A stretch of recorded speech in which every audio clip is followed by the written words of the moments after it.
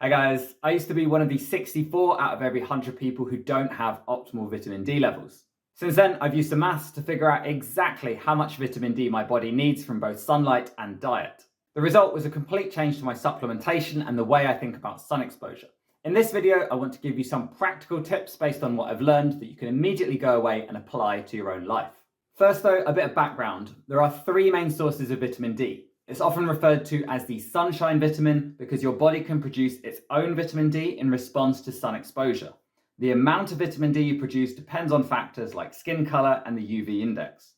The second source is dietary. There aren't that many dietary sources and most of them are animal-based. Good sources include fatty fish, egg yolks, as well as certain mushrooms, and depending on where you live, fortified foods like cow's milk. Lastly are the supplements. They range in strength from 400 IU up to 4,000, which is between 10 and 100 micrograms. In the UK, the upper tolerable limit for adults is set at 4,000 IU per day, which is why that's often the highest strength dose you can buy.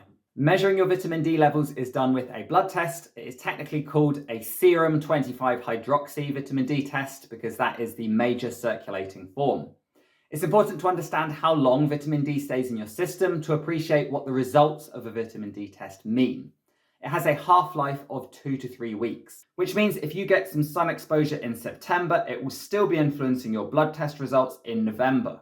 To put some more precise numbers on it, around half your vitamin D levels are determined by your intake in the last 15 days, 75% from the last 30 days, and 90% from the last 50 days.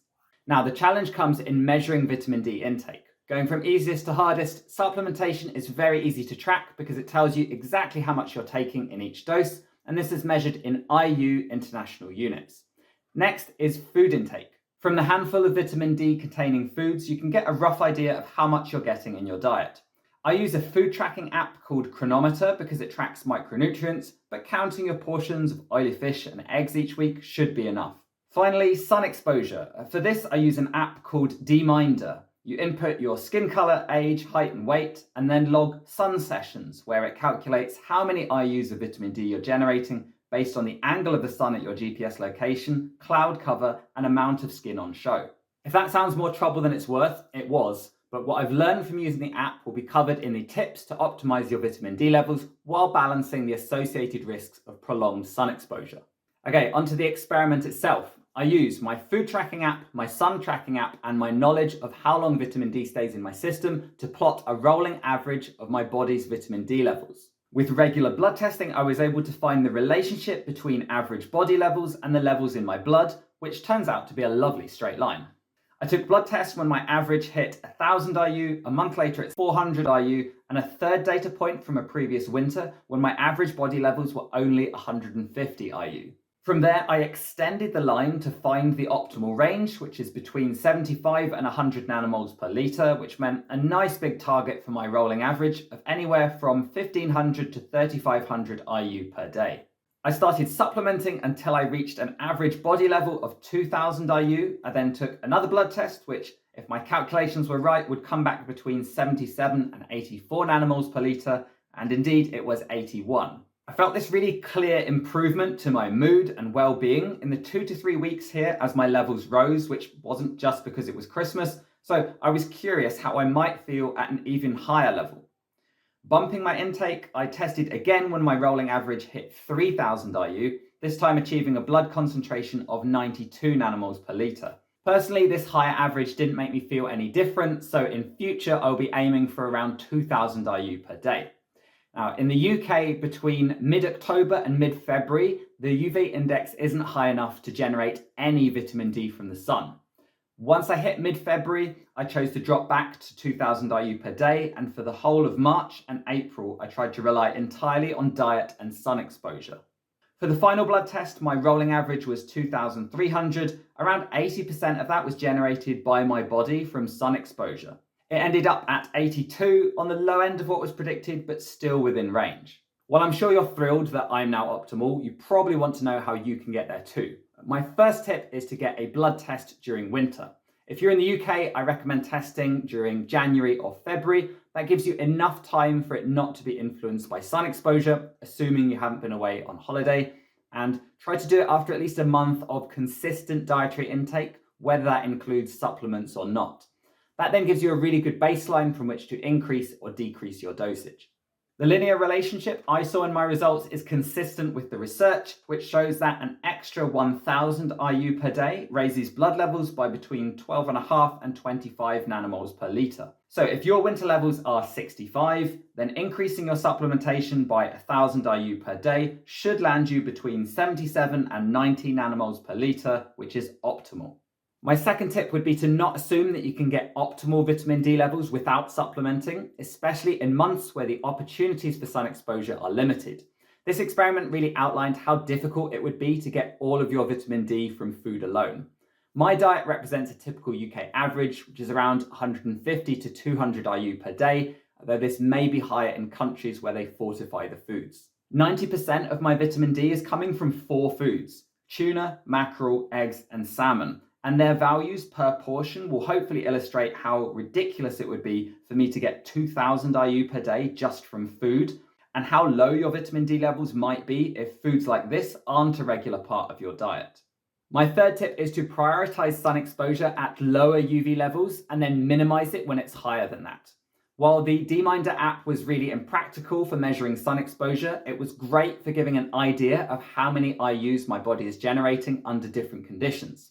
I took a day in mid-April and noted down the IUs per minute for the 6 different skin types available in the app, ranging from always burns and doesn't tan to always tans and never burns. I'm roughly a type 3, and in the middle of the day it suggested I would generate 140 IUs per minute.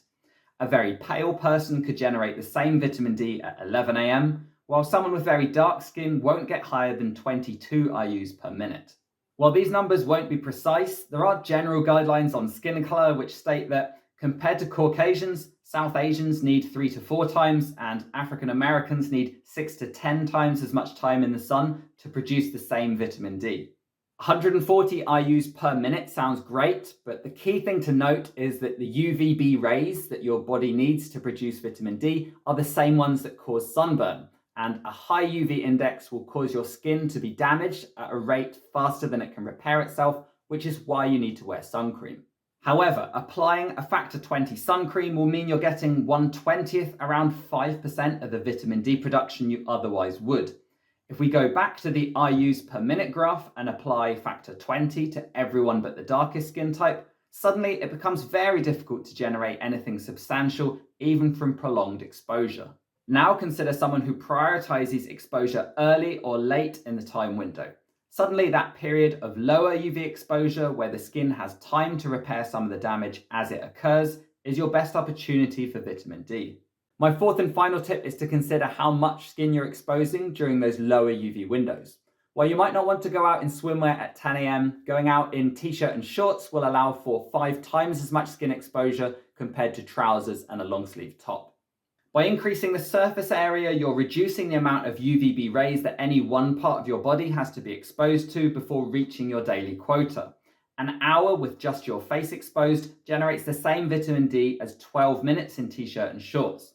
Be aware that areas that don't get as much sun, like the torso or upper thighs, are going to be more sensitive and burn sooner, so start cautiously. When I was trying to get sun exposure in March and April, I uncovered 3 main problems. Firstly, the time window for generating vitamin D is initially quite short, starting at around 2.5 hours and extending to a full 8 hours by late April. Even with an 8-hour window, a lot of the time, let's call it every working day, I found myself indoors at work for the entire window. Secondly, when I did get the chance, it wasn't very appealing to go and sit in the garden at 10 AM in a t-shirt and shorts when the temperature was only 12 degrees. Finally, the weather itself. On a very cloudy day, your potential sun exposure immediately drops to 0. What that meant was a very spiky average, only picking up when I had a warmer spell in which I got several hours of sun in t-shirt and shorts, averaging 7,000 IU per day. Getting infrequent large doses of vitamin D from sun exposure should still have the same overall effect on your blood levels, but it increases your risk of sunburn and tanning. Remember that both tanning and burning are your body's responses to sun damage, and that increases your long-term risk of skin cancer, so should be minimized. Balancing the risks of UV exposure with the need to generate vitamin D has been the trickiest part of this experiment, and I was very wary of how quickly I was tanning on days that I overdid it. While the focus has been on UVB rays, the sun also emits UVA, which is responsible for aging the skin. UVA can still age your skin in winter, so it's best practice to apply a daily SPF to your face all year round to keep it looking young. One final note on supplementation: you're unlikely to generate too much vitamin D from sun exposure because your body has this mechanism to limit production beyond a certain point, but that is not the case with supplementation. Excess vitamin D from supplements can lead to a dangerous buildup of calcium in the bloodstream known as hypercalcemia. If you're taking high-dose supplements, you might want to consider a blood test to make sure your vitamin D levels are not too high. Supplementation is also not for everyone. Certain health conditions like kidney disease affect vitamin D metabolism, so if you're not sure if supplementation is safe for you, then I recommend speaking to your doctor. Hopefully this video has helped you understand the challenges that come with optimizing your vitamin D levels while limiting the risks to your health, and the roles played by diet, supplementation, and sun exposure. Thanks for watching.